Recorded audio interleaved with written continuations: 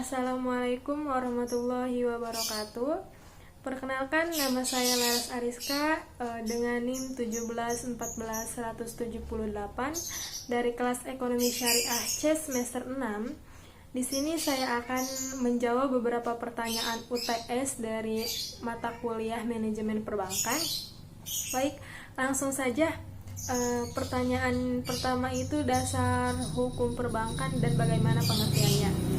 Oke, dasar hukum perbankan itu tercatat dalam Undang-Undang Dasar Nomor 10 Tahun 1998 tentang perubahan atas Undang-Undang Dasar Nomor 7 Tahun 1992 tentang perbankan. Selanjutnya, pengertian bank. Menurut Undang-Undang Dasar Nomor 10 Tahun 1998, bank adalah badan usaha yang menghimpun dana dari masyarakat dalam bentuk simpanan dan menyalurkannya kepada masyarakat dalam bentuk lainnya dalam rangka meningkatkan taraf hidup rakyat banyak.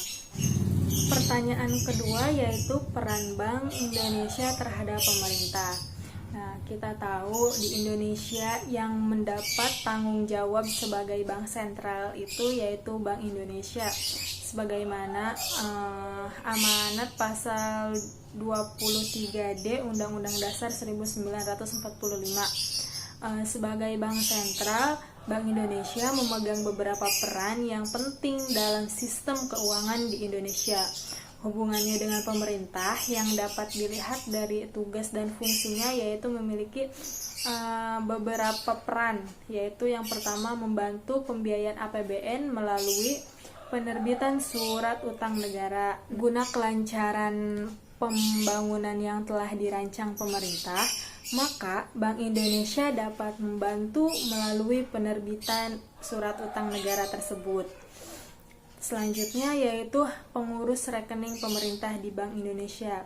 Nah, kita ketahui bersama bahwa Bank Indonesia ini pemegang kas dari negara Indonesia, negara kita. Yang selanjutnya yaitu untuk dan atas nama pemerintah melakukan pinjaman luar negeri. Nah, kaitannya sebagai pemegang kekuasaan, pemegang kas negara itu, maka Bank Indonesia dapat menerima pinjaman dari luar negeri. Yang selanjutnya yaitu memberikan sumbangan sarana tenaga perbankan, ekonomi, dan keuangan kepada pemerintah. Dilanjut dengan memberikan sumber sarana tentang RAPBN dan kebijakan lain yang terkait dengan tugas dan kewenangannya. Ya, dan yang terakhir yaitu atas nama sendiri atau atas nama pemerintah melakukan kerjasama dengan bank sentral negara lain serta lembaga internasional lainnya.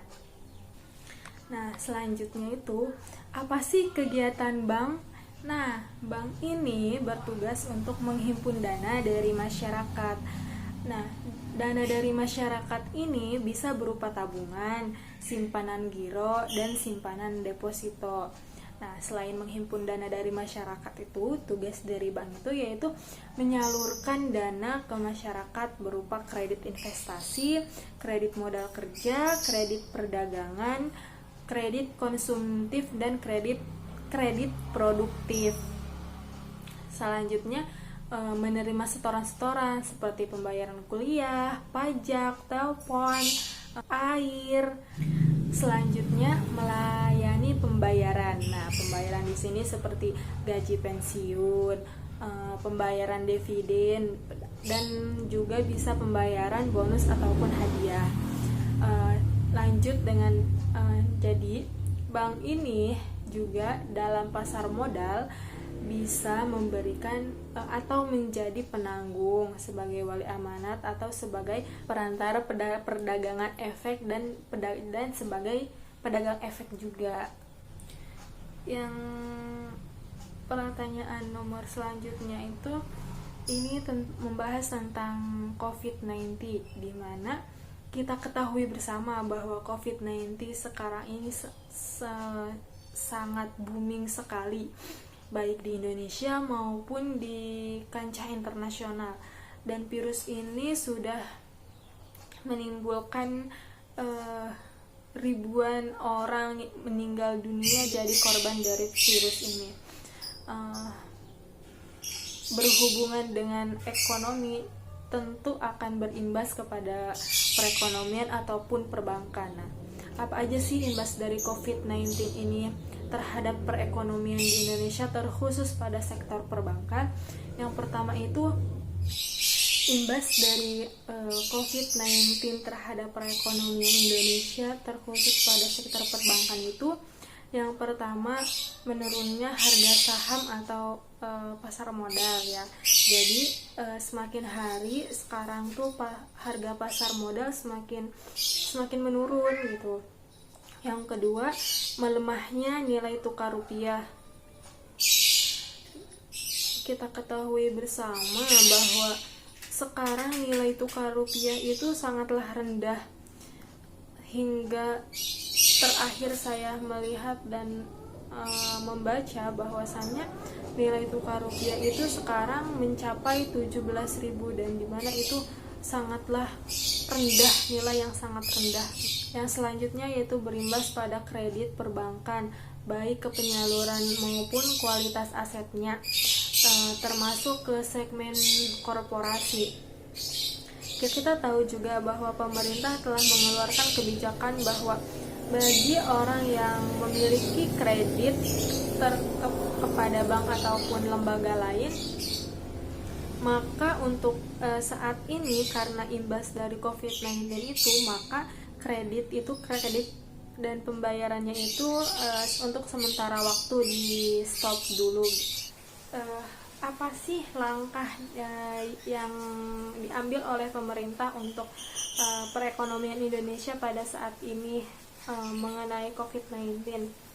Nah, saya beberapa artikel dan berita bahwa langkah-langkah yang dilakukan pemerintah, yaitu salah satunya dengan menandatangani peraturan pemerintah pengganti undang-undang yang dimana diterbitkan untuk menanggulangi pandemi COVID-19 ini, yang di dalamnya mengatur beberapa aspek, yaitu yang pertama, tambahan belanja APBN tahun 2020 itu sebesar 405,1 triliun.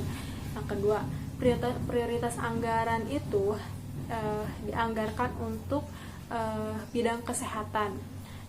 Ini sebagian besar dialokasikan untuk perlindungan tenaga kesehatan, pembelian alat kesehatan, upgrading rumah sakit yang menjadi rujukan pasien COVID-19, memberikan insentif untuk tim medis, santunan kematian terhadap tenaga medis, dan juga penanganan permasalahan kesehatan lainnya.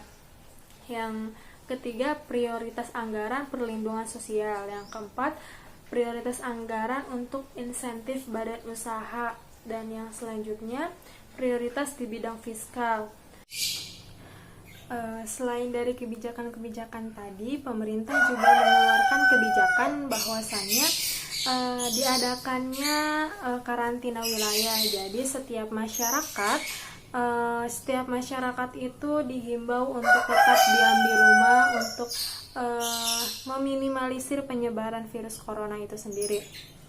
Nah, adapun BI, OJK ataupun pemerintah perlu merumuskan kebijakan yang bersifat strategis untuk mengatasi tingginya tingkat suku bunga perbankan yang menjadi salah satu pelaku ekonomi, khususnya di saat perlambatan ekonomi seperti saat ini.